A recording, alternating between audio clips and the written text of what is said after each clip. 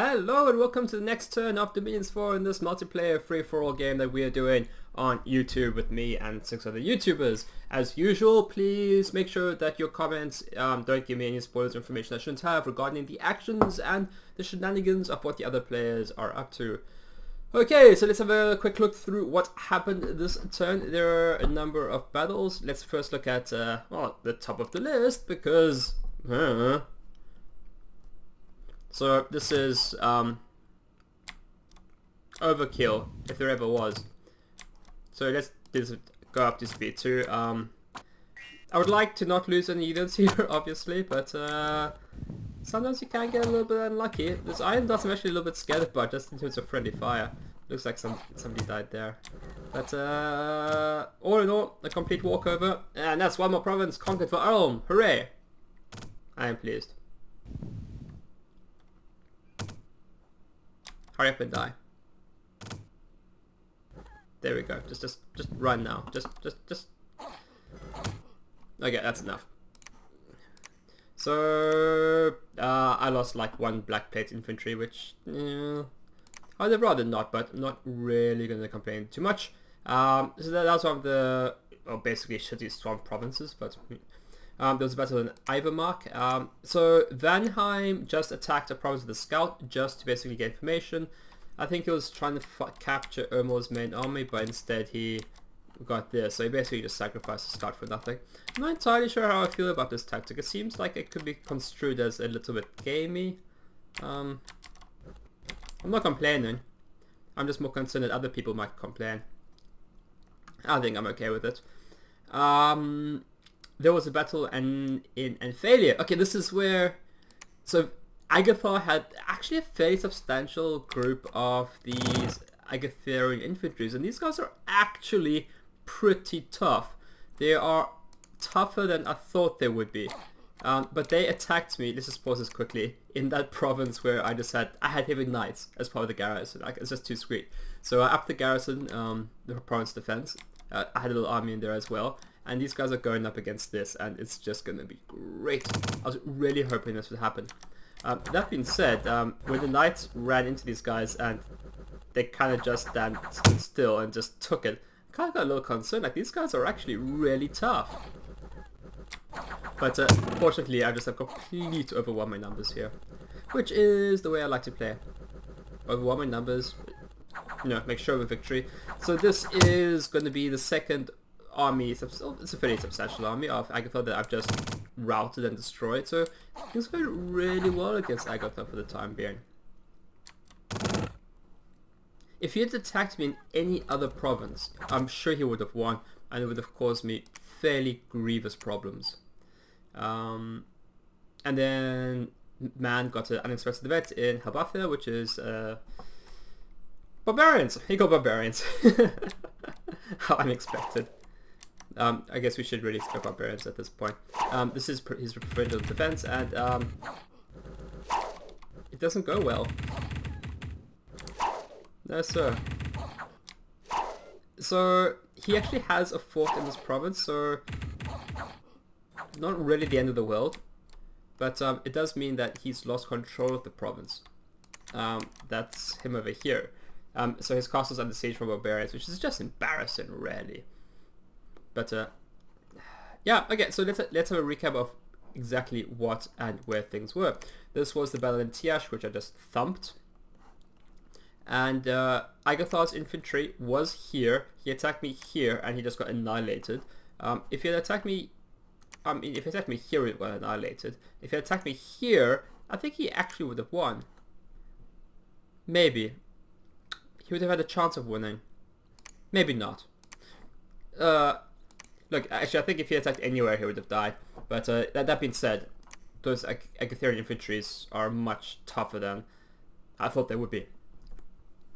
So, another major thing that happened last turn was there was this battle here. Daz's main army clashed with Asphodel's huge army in Feral Woods. I tried to get my spy city, trying to see if I could observe the main battle, but it's happened sooner than I thought it would, or happened before I could get my spies in proper position. And things went badly for Man. Let's put it that way. Things went poorly. His main his main dude, his prophet, Bishop Petter, is dead. So that did not go well. Conrad is still just hanging on the list right at the bottom. I don't know if the order matters any, but he's dead. These dead people persist. But so that happened. So look, this is actually independent of Asphodel winning, but I've actually decided that I'm actually going to send him an in-game message. I'll read that to you in a little bit. Well, let's just read the messages now. So I'm saying one fire gem to man, and my message to man is this: greetings out of the Vale. We are mournful to hear of the tragic events that transpired against Asphodel. To aid you, we once again give you the entirety of our fire gem stockpiles, which is a lie, I'm just giving him one. We hope it brings us victory. So just trying to emphasize that we're in this together. And then my message to Asphodel is cancel. I want to read the message. Greetings, most vile nemesis. Having consulted with our priest, we concluded that your suffering has indeed been great. Some say sufficient. Some do not think your suffering has been sufficient, but it has been concluded, largely due to a lack of hostile actions towards each other, that now is the time where we may begin to parley with one another. So just opening up communications with him. I have no idea how that's going to be perceived. He's going to... unfortunately, I was planning to do this before the spell happened, but he's going to view this as a weakness, as I'm only sending him a message now because I saw him win a major battle. But honestly, if he comes up here, if he advances further, I'm not too concerned. I can get a very major army to face him. But with Shinyama's armies going for him, so he can't really take offensive action against me anyways. Which raises the issue of what is going to happen next. I've been in close communication with Vanheim. He has told me, and he has committed, that he has got Vans sneaking into Agathar's territory, into the weaker, unbeknownst provinces in the background, where he's going to attack them and strike stealthily. He said that this is going to happen this turn. So whether he does that or does something different, I'm already going to see next turn. But I'm scared. I'm scared for two reasons. I'm scared that I'm scared he's not going to attack Agathar. He's going to attack me and go for a throne grab. That's the major concern I have with Vanheim, is he is in a position where I think he might be able to go for a throne grab. I think right now would be premature. Shinyama has basically said he can't defend this throne, and if Vanheim wants to take it, he just can. I have this level 2 throne here, which he can... I'm buffing up the defenses, but... and then there's level 1 throne here, which... he's got options, right? But he can't claim them all quickly enough before he reveals his hand. So I'm likely to believe he will go for Agathar. And just in terms of the nature of the communication I've been having with Vanheim, it's just been that he has been so committed and into it in terms of what I can do to help us and what he can do and how we can work together, that if this is a betrayal, like I'm just not even going to be mad. I'm just going to be like, that was amazing. But that being said, he's still very, very much on my radar in terms of a potential backstab that could be coming, because he's got too many thrones and he's too big and he's pretending to be weak. And I mean, basically Agathar is strong. I think Vanheim's game is, if he can knock Agathar down, he kind of just auto wins, because I think he thinks Agathar is the only threat to him. So maybe a little bit scummy. Well, I mean, not really. I attacked Agathar really hard, and I've taken 1, 2, 3, 4, 5 provinces off of him, destroyed the fort construction, destroyed 2 main armies. So, I mean, okay, it was purely for it secures my position better, and it did. But I've been reluctant to take this province here because I'm not in communication with Agathar, but me not taking this province is really a communication. That's saying like, hey, I'm not going to go any further into your land. I've been telling Vanheim that, hey, my forces are scattered, which is true, and I need to consolidate them before I attack Agathar, which is semi-true. Whether what happens to Aphrodite's armies, or to Agathar's armies, or Vanheim's armies, something big is going to happen next turn. So I'm just hanging back. I'm gathering my forces together. I've got my priestsmiths all here researching. Bring this army here to defend this throne and my castle construction. I lied to Vanheim saying my castle was being built in Might Marsh, because he asked, like, where are you building your castle? And I'm like, thinking in my head, why would I tell you that? Nothing good can come from you knowing where my castle is, and why are you asking? The only reason could be that you want to destroy it. So I lied to him on the location. And we'll see if he acts on that. So I'm leaving the commander here to just pretend to be constructing.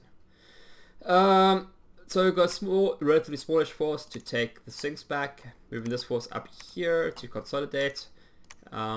Spies are all moving around, trying to get information to see if Vanheim actually does do things. So, yeah, over the past 3 turns, I've gained a lot of territory, and I'm just kind of going to sit back a little, trying and hoping that a major war between Agathar and Vanheim actually erupts. And if that does happen, I'm going to have to really try and do an analysis on who's the bigger threat, Agathar or Vanheim. At the moment, Vanheim just has too many thrones for comfort, and he needs to be knocked down. That just has to happen. That being said, I'm been pretending to help Vanheim the whole way through. So, at some point, this alliance is going to break. I'm going to keep it going for as long as I can. But he is going to get tetchy with me because I'm not moving on Bithynia, which I said I would actually, but I'm not. So he might get tetchy, he might be concerned. But he said he'll attack Agathar next turn. And if he does, that kind of commits him because Agathar is hopefully going to respond very violently against Vanheim, attacking him so aggressively. At the moment, Agathar actually has just been keeping his forces recruiting on these forts. Maybe he's just trying to... He's really been playing very, very turtly. Yeah, being a big turtle. Trying to hoping to go unnoticed, I think. Trying to expand for as long as he can. Everyone else fight as best as they can, which is not a bad strategy if you can pull it off. Somehow, I think people just didn't really attack him so much.